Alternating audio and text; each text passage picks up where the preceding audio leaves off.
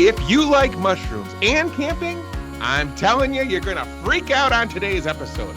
It's time for another Launching Life's Journeys podcast, Campground special series with MARVAC. The podcast is, of course, powered by Heartland RV.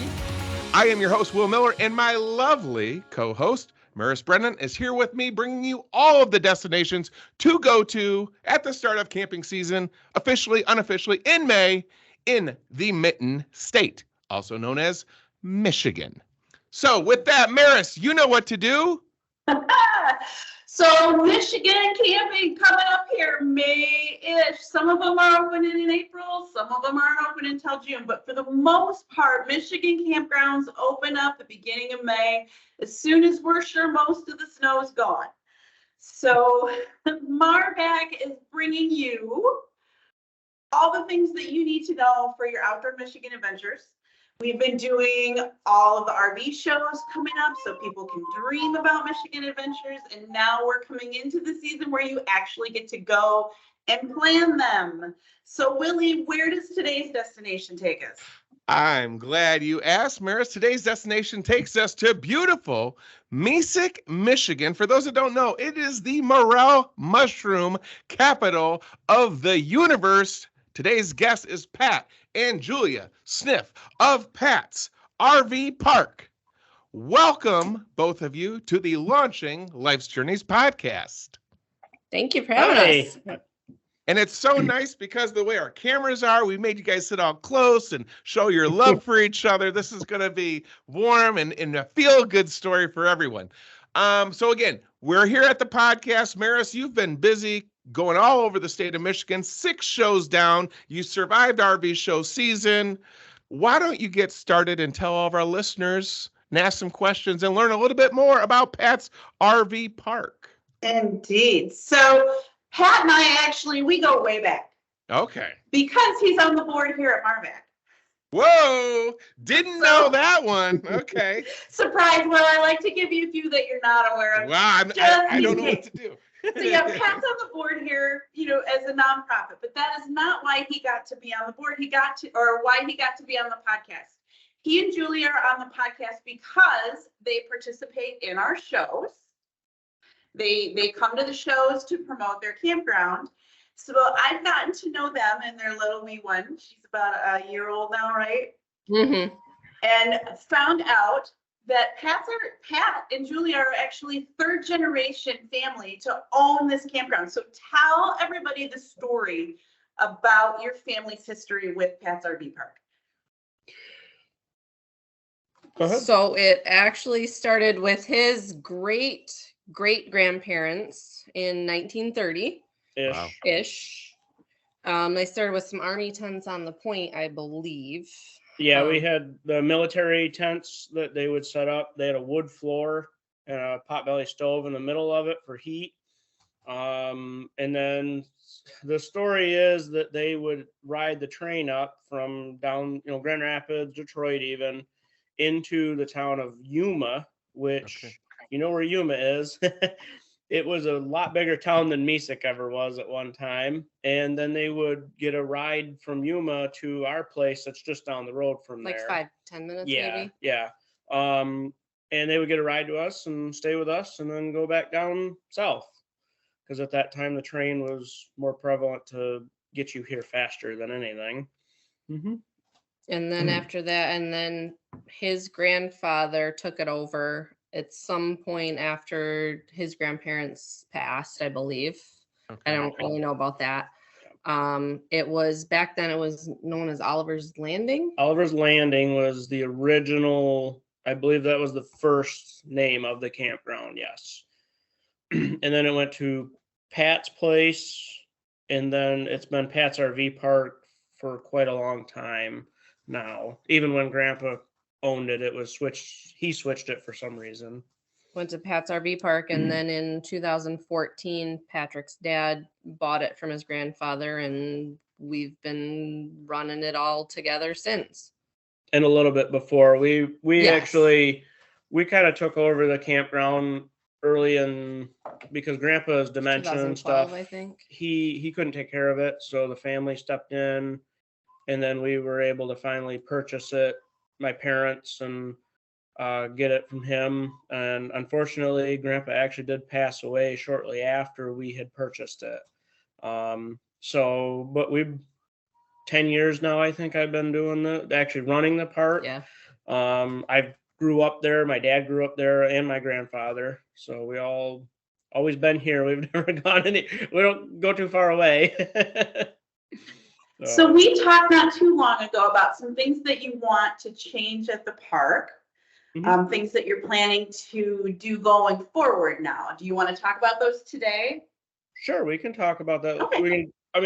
There's always something to be done at a campground. I know it could be a brand new park and you can still change it. But as of right now, obviously the park being the age that it is, and our campers today are, wow, they're way different than they were back 20 years ago, not even 10 years. 10 years ago. So we're doing a lot of improvements on trying to make the sites bigger, accommodate our bigger rigs and stuff like that. The power upgrades are the main thing that we're doing right now. We're trying to get everything to 50 amp service. We still have a few sites that are 20 amp, just your standard outlet that you'd find in your house. And then, so we're doing a lot of that power upgrades right now. Unfortunately, it takes a lot of time and a lot of money. And our power company actually was not able to service the amount of power we needed. So we have been slowly working with them. We're a year and a half on this one project right now.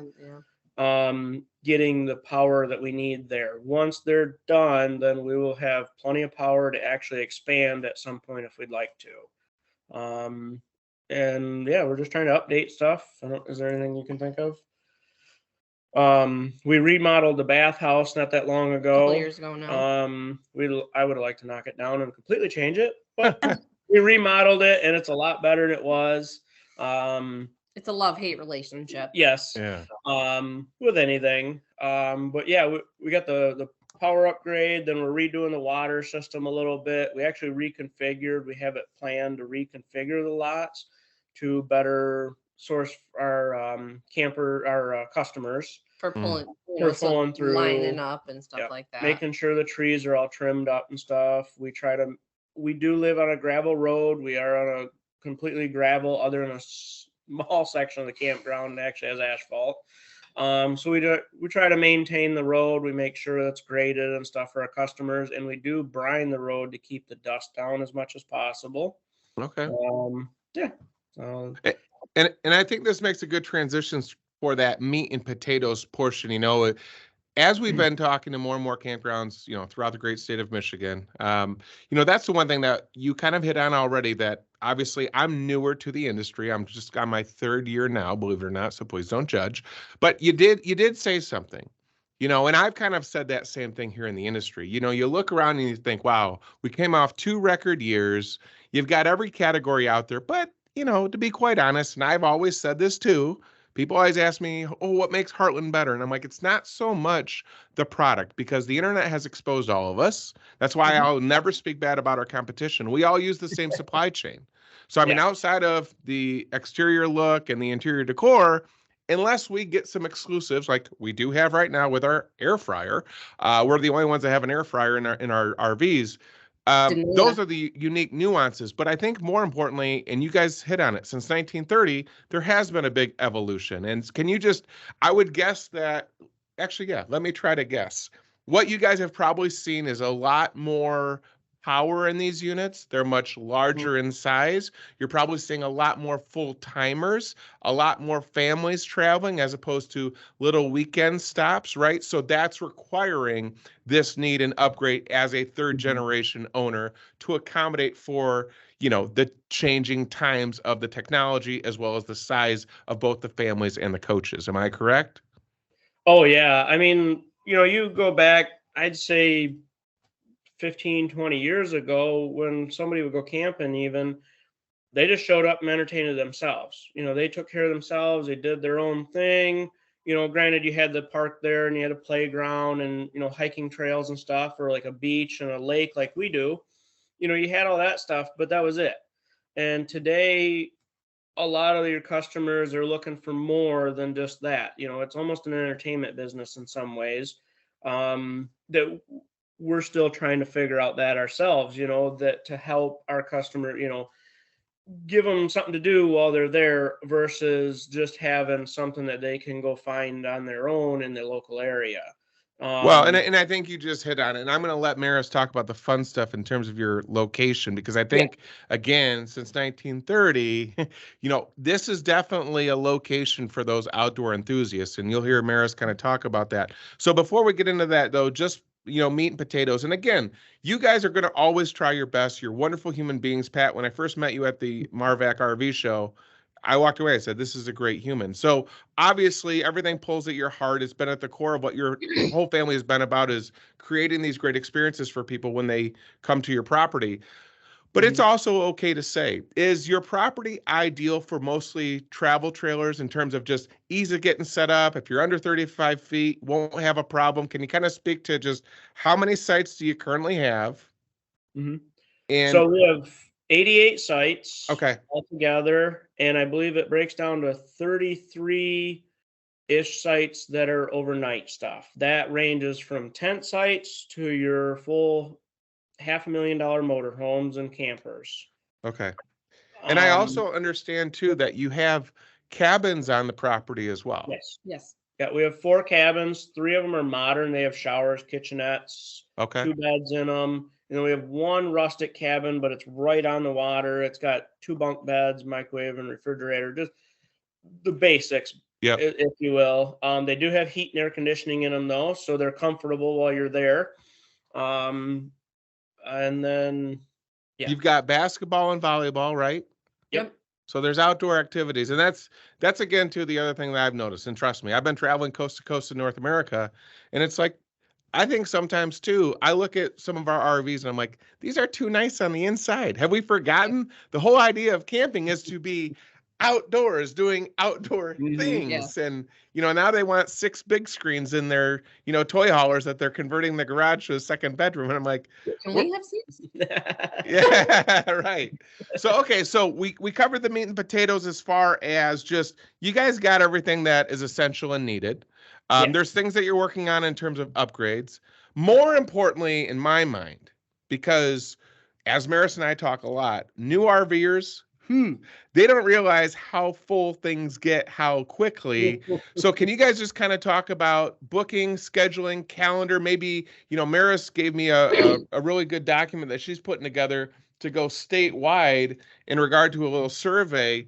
And there's some good points that she's made on it. Can you just kind of give your recommendations as of, you're looking at the calendar right now? Do you guys already have some blackout dates? When's the best time to start getting a hold of you guys? Because again, there's a lot of newbie RVers that are starting their life's journeys with us and other brands. And there's a bit of a learning curve there, I think, when it comes to planning. So can you guys just kind of talk about your property, where you guys are at with booking, when they should get a hold of you if they want to get started early on in the camping season? I mean, it really depends on what weekend they're looking for. I mean, we start taking reservations phone and online through our website January 1st. Okay. The holiday weekends seem to be what book up first. I mean, I think right now we're almost booked for Memorial Day and almost booked for the 4th of July. The 4th is booked. There is some random weekends in July, I feel like. And I know that our full hookup sites that are on the water, those go quickly as well. So I know that there was some people that they're like, all right, I want lot 1 right on the point, this date through this date, but I can't book it online. Why? Somebody already booked it. So it's, the sooner the better. I mean, and I know again that you guys, for everybody listening, if you are late to the game, you guys do your best though to try and accommodate, and I really applaud you guys for that. Otherwise, you guys wouldn't still be in business since 1930. As far as staying there, do you guys have any limitations? Do you allow people for the entire camping season? Is it limited to like 1 week? Do you guys have any kind of restrictions on that? I mean, we do have our seasonal sites, which, Okay. depending on where they're at, would either be from May 1st to October 31st, or the May Little bit later. 1st to a little bit later, depending. We do have in our upper park, they can leave their camper there year round. As far as an overnight site, you can stay as long as you'd like, technically. Yeah, we Okay. will allow you to, we won't boot you out. You just got to pay the night fee. But obviously, now that we've had bookings, we have done it in the past. We do move people around every once in a while, but generally, most people will stay up to maybe 10 days or Okay. they're seasonal customers. Yeah. At the Okay. price, it is best to do a seasonal site. If you're going to stay more than a month at one time, a seasonal site is your better opportunity to do it that way then. Okay. And we have one left, I believe, Yes. as of right now. We always have a couple stragglers at the very end, usually. That's pretty typical. Okay. So for everybody listening, if you have more meat and potato or logistic questions, we're going to end the interview with all their contact information so you can contact them directly if I happen to miss a question. Now on to the fun stuff, the pretty stuff. I want Maris to talk about what makes your location so attractive to so many outdoor enthusiasts, and then just let her run with all the good stuff that you guys have up there. Well, I have to say, being me, I love the water. You guys have an absolutely gorgeous lake. It's tell us a little bit about what that lake means to your campground, the fishing and the boating and all of that stuff. So the lake is actually, so just to give you a backstory on the lake itself, the lake is owned and operated by Consumers Energy in the state of Michigan. It was completed in 1928, I think, somewhere in there. So we were shortly after that. They actually own the property that is right on the lake and all the way around the lake that we are on. We do lease some of the property from them for the campground for a general public access for them. So on the lake, it's a 1,900 acre lake. Wow. It's a lot bigger than most people ever think it is. You go to our website, you'll see overview pictures, and And I think at one point he told me it's at its longest point, it's 8 miles long and 1.5 miles wide at its Yes, widest point. roughly. So some of it, I mean, it is winding. It is the Manistee River backed up by the Hodenpyle Dam. So it's an Yes. impoundment. There is trees or stumps in certain spots. very clean lake because of what it is. Swimmer's itch, that stuff, you don't ever have to really worry about any of that. It's great for fishing, swimming, any recreational thing you want to be doing on the water, it's there. And it's a very scenic lake, seeing there are 6 homes basically and a few campgrounds on it, and that's it. So it's actually a tree line all the way around it. It's not home after home or all the way around the lake.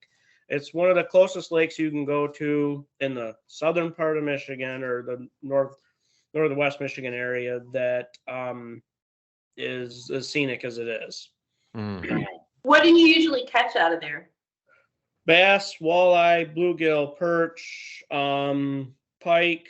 All the things. Yeah. And he doesn't mean him. Yeah, Literally. no, we don't. We're not good fishermen at all.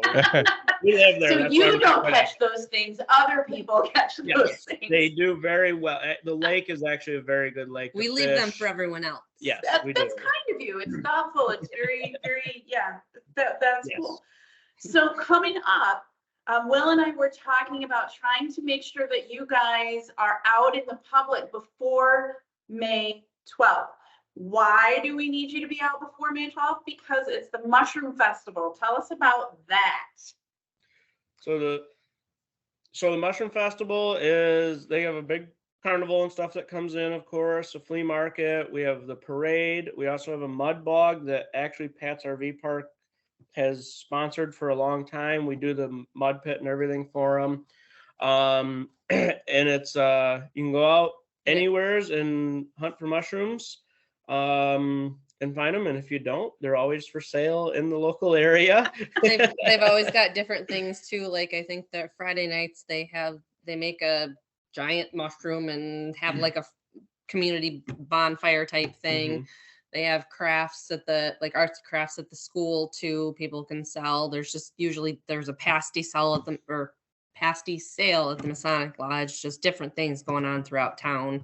I think they've got softball games and stuff like that. I don't know what all. There's a lot happening in May. There is a lot there. So much. There's And always for Mother's the Day weekend. foodies that are not from Michigan, let me just tell you, morel mushrooms are one of the top 5 most expensive mushrooms in the world. Last year, they averaged $254 a pound. Wow. And they grow in the ditches here in Michigan, especially up in the Mesick area. So don't They miss are that. the filet mignon of fungus. They are indeed.